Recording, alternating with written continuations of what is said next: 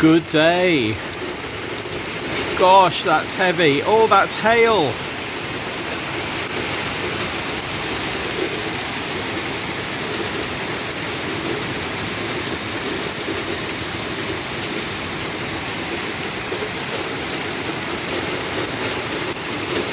It was bright blue skies half an hour ago. In fact, even 10 minutes ago. I'm not even sure you can hear me. I'm sure you can actually. But yeah, I was getting some beetroot seeds out and some lettuce seeds out, ready to go down to the plot and do some sowings in the polytunnel, and the skies have opened. It did say we were going to get some heavy bouts of rain today. I didn't expect sleet though. Not sure if you can see it bouncing. It's a mix of rain and sleet.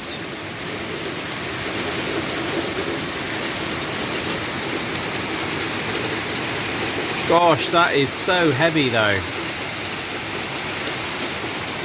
Oh, look, it's lightening up. I mean, the rain is. There's quite a grey cloud over us, but you can see the blue sky in the distance.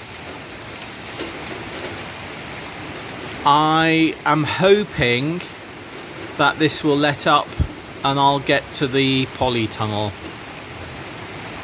But just in case it doesn't, I'll say goodbye. But I'm sure I'll get to the polytunnel, so I'll see you later.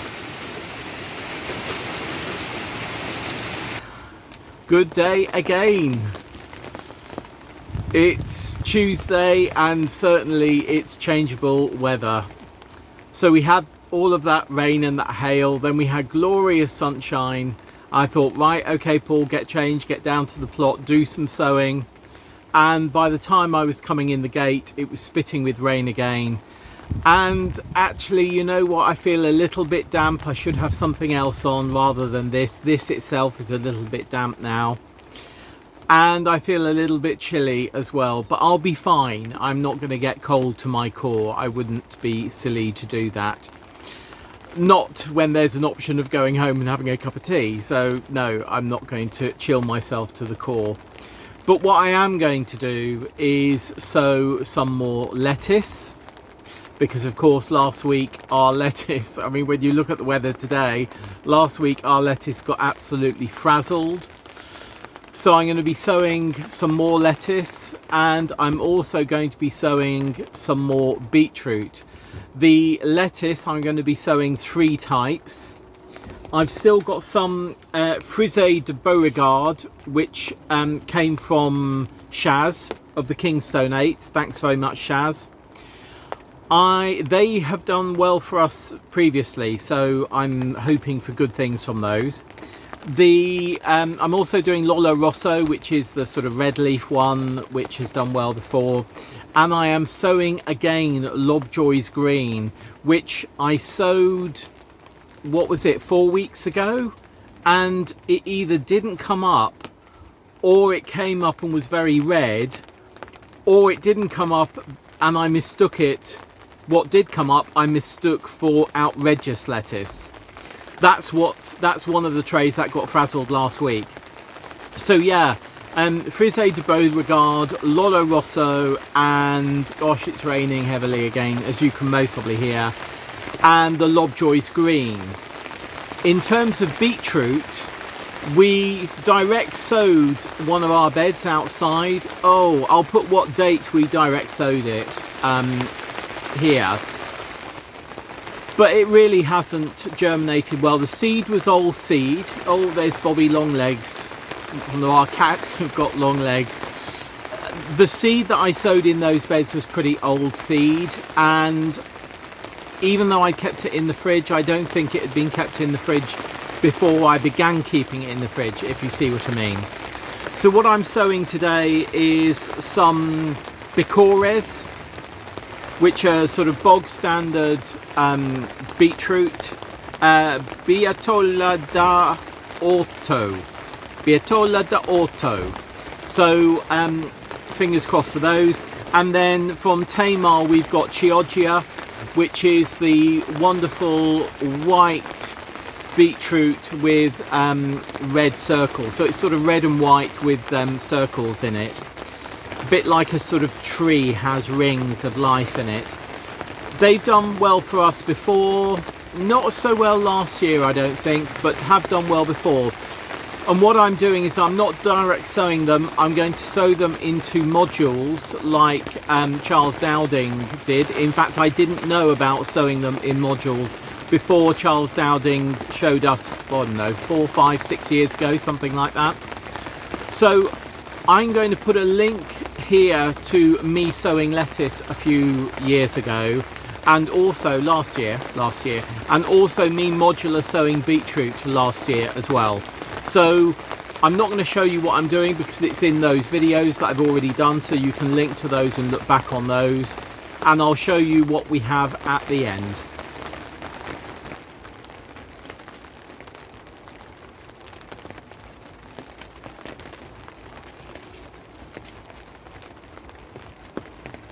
About 15 minutes later and we've got blue skies and white clouds, but blue skies.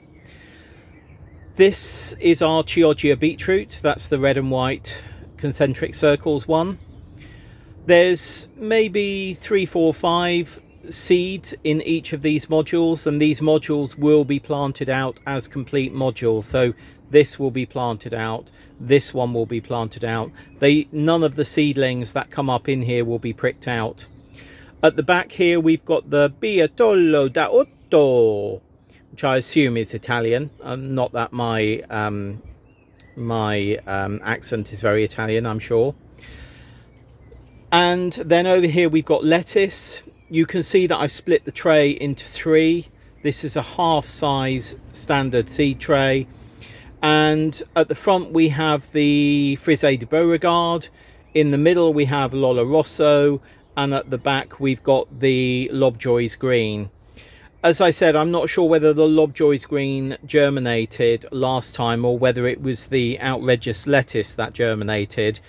Clearly here I'm trying to make sure my labels are correct. I mean, we always need to make sure our labels are correct, but this year I seem to be cocking a few labels up and not labeling things as well.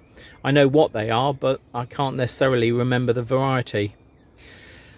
So when these germinate, they'll be staying in the polytunnel, and because of the ambient temperature of the polytunnel, it obviously in sun gets really hot in the daytime, but at night it's sort of same as ambient temperature outside, apart from if it's windy, because obviously the plastic of the cover will take any wind chill off. So we'll see how these get on, and I hope we'll be planting these out, as I say, as modules in maybe 4 weeks time. Right, talking about mislabeling something, let me show you something else. Here we have Mange 2. I've spoken to you about these before as Train Driver Mountain Range. Apart from Train Driver Mountain Range, do not have purple pods. So these are actually Mr. Bethel's purple podded. What it means is that when I saved my seed last year, I got my labels mixed up between the Train Driver Mountain Range, which have green pods, long green pods, and Mr. Bethel's purple podded, which, as you can see, have got purple pods. So yeah, the seed seems to have saved well because it's germinated well, but I just mislabeled. And now, as you can most probably see, the sun is coming out and it is actually gorgeously warm. Gorgeously warm.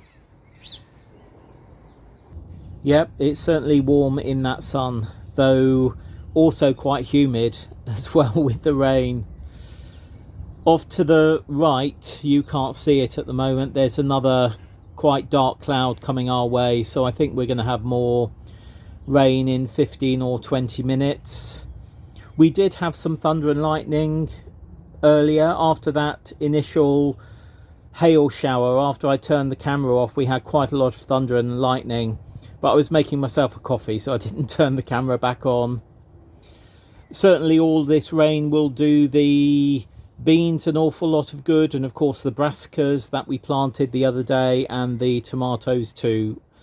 And on the right here we've got the Colleen new potatoes, which are really flowering well, and they will love the rain at the moment. So we'll leave it there, and I'll see you again very soon for another segment of A Week at the Plot. Bye.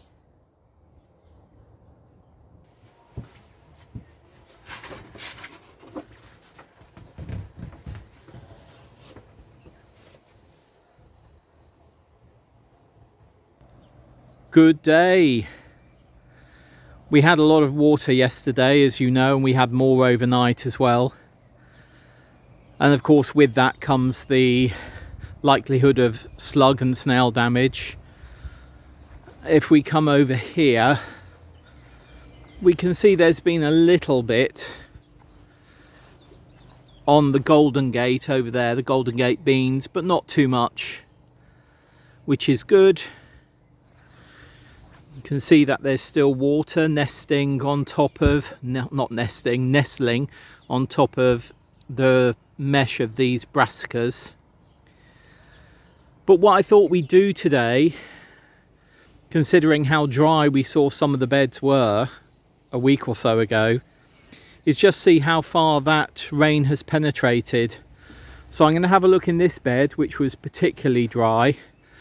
This had a lot of our overwintered brassicas in it.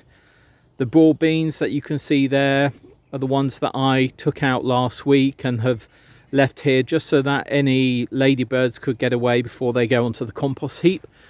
Though look, can you see a little ladybird there?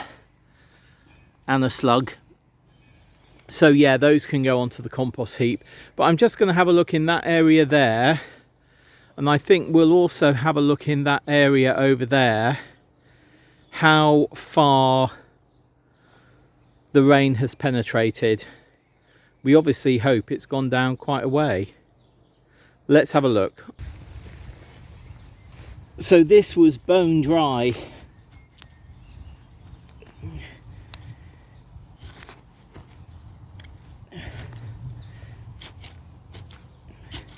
So we can see that the water has penetrated. Hopefully you can see that. But it's really only gone down a couple of inches, because this is dry here, you can see. Around this area is dry. So the water's penetrated down a couple of inches. But you know what? That's usually really enough for plants, because of course, unless they're really deep rooted, where it's still quite dry down there, the lateral roots will collect water and feed the plant from sort of further up here, and any water that hits the stem will go down a little bit deeper as well. So yeah, up here wet, down here pretty dry. So the first couple of inches. Let's have a look at the other bed. Bit of glass there.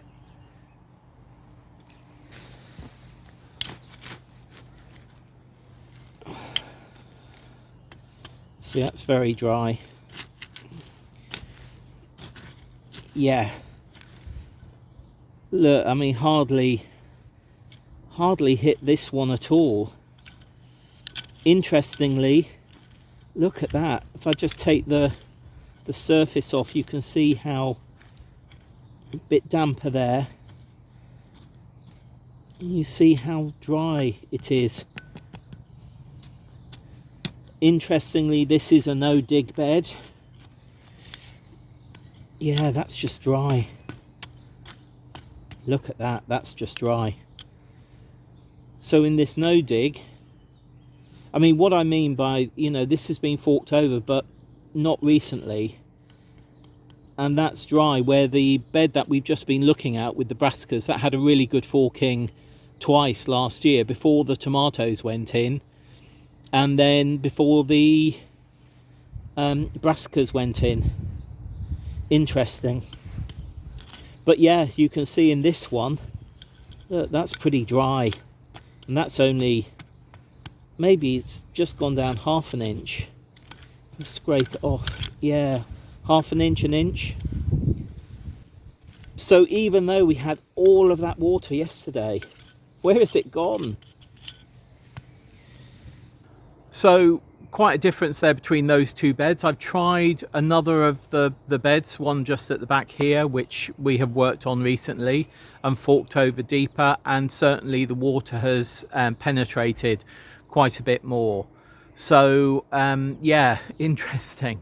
I'm not really sure what that says, but it's interesting that beds that have been worked on more recently, the water has certainly got in deeper. And I've had a look at the bed with the beans in as well, and the water is down to about 3 or 4 inches there. So yeah, which of course will encourage slugs and snails to stay a little bit longer. Right, I'm going to leave it there. We're due more rain. There's a grey cloud over there. I'm not sure if you can see it, but we're due more rain showers today, and I'm quite happy about that. If some of our things get munched on, okay. Don't want too many to get munched on though. Right, still quite bright though, still quite bright. See you very soon. Bye. Gosh, it is bright. It really is. Bye.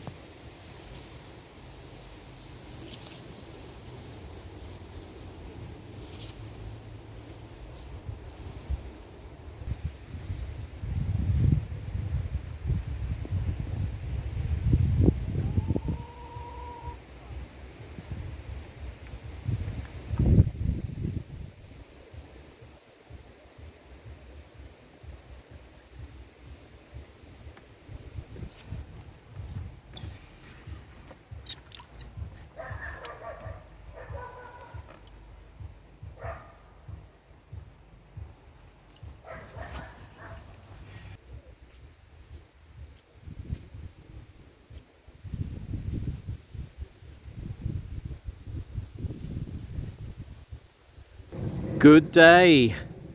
Not quite a Jubilee ceremonial event, but it's the laying out of the hose ceremonial event for me.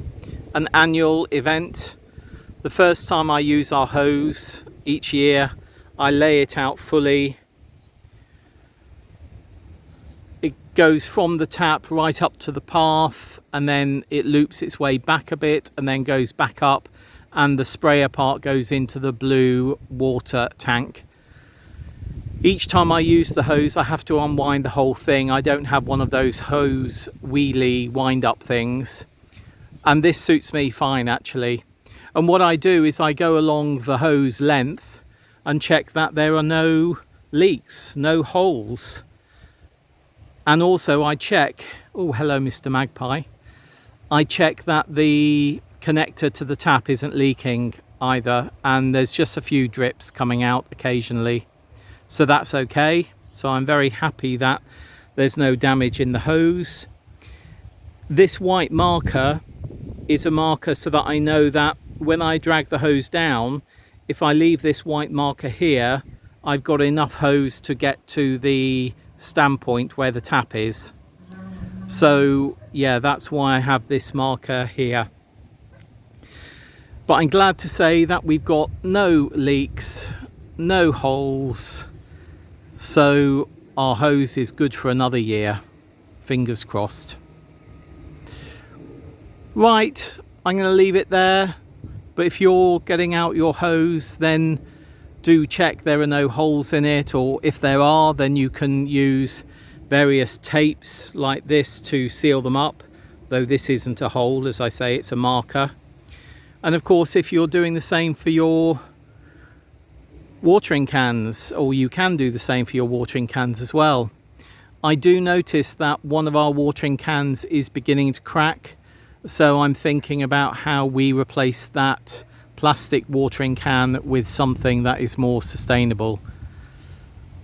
Obviously there are metal watering cans and I'm thinking about going that way, though I'm not sure I've seen any that will fit right under our tap at the moment, because it needs to be a certain way to fit under our tap at the standpoint. Anyway, I'm going to leave it there and get on with watering. Bye. Good day on what's a rather sunny but breezy Saturday afternoon.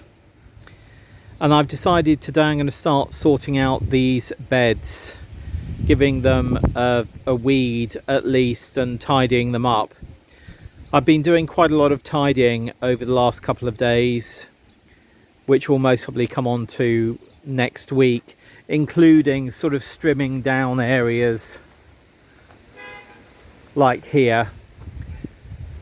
That detritus I'm going to move to a blue bin, a blue perennial weed bin I've now positioned at the back of the decrepit shed. I'll show you that a bit later, but yeah, what I'm going to do now is crack on with this bed. One of the jobs I'm going to do is over here. You can see some nettles and also comfrey which has blown over. I'm going to make some comfrey and nettle tea using obviously the nettles here. We've got quite a lot growing between the compost bins, and I'm going to mix them up with comfrey stalks and comfrey leaves as well, or the leaves that we've got. We do have another area of comfrey at the side of the decrepit shed. But yeah, this is going to be my job, though I have just noticed here we've got some oregano and we've also got a wild geranium in here. So I think I'll be taking those out and potting those on. Yeah, let me just crack on with this.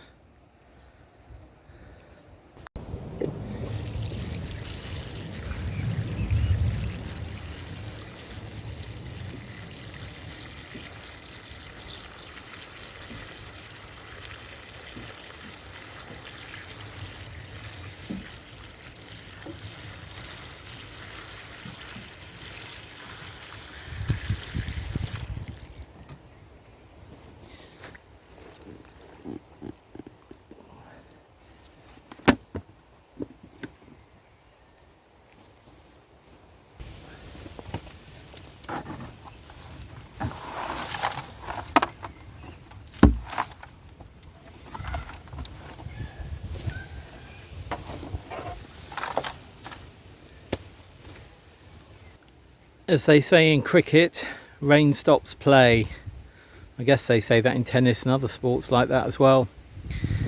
I've given this a good weed, but as you can see it needs more tending at the bottom. But actually the end of the bed is the end of this piece of wood. So the bed is actually now clear. It just needs an awful lot of tidying up at the edges, which I will do another day. But as it is raining or spitting, and we're due a lot of rain tonight, as I say, I'm now going to scatter chicken manure pellets on top, because then they can soften and start breaking down with their nutrients going into the soil. Oh, in a way, I'm quite glad it started spitting with rain, because I'm quite exhausted. I did a lot yesterday of tidying around, sorting out a couple of beds for planting things out or for seeding or just weeding generally. Actually, much more weeding to do and pulling of grasses, but that will wait for another day. And after I had raked the dried matter off the brassica bed, which is the ones here that I've been working on, I put all of those into the green hexagonal compost bin. So they've gone in as dries and browns rather than greens. And after I did that, I used my secateurs to cut stalks off the comfrey and also to cut some of the nettles down, and I've chopped those up, being careful particularly, well actually both the comfrey and the nettles, that there weren't any ladybirds still on it when I chopped it up. So I gave it a good shake, and if there was any ladybirds I cut that leaf off and just let it fall to the ground. So then I put those into that green receptacle, and as you've seen, I filled that up and put a brick on top of the vegetation. That's now at the back of the poly, and you know, will break down over the next sort of 4 to 8 weeks, and then we can start using it. And then I went down on my hands and knees onto these 2 beds, and with my hand fork got nettles out, got some cinquefoil out, got couch grass out, got any weeds that were in there that I could get and I could see out, and those have gone into the new green perennial compost bin at the back of the shed. That's really dry, that area, because there's a big hawthorn over it which is covered in ivy, so that back area stays rather dry, so I'm not going to bother putting a top on top of it. Hello Clarence, what are you doing? What are you doing? You coming in? Oh, you're lovely, you're lovely. Oh, let's pick you up. Look at this cutie, look at this cutie. Oh, he's one of our you want to get down? Oh, he says, now I want to go into the corner to see if there's anything exciting in there. He's one of our plot holders' cats, so comes about quite a lot. So yeah, so that's another perennial compost bin. I will put cardboard on top and block out light, but I'm not actually going to block out any moisture because I don't think I need to. But if I did have a lid that fitted the top of that, I would most probably put it on top just to block out light more than anything else. And then I've potted on quite a few herbs.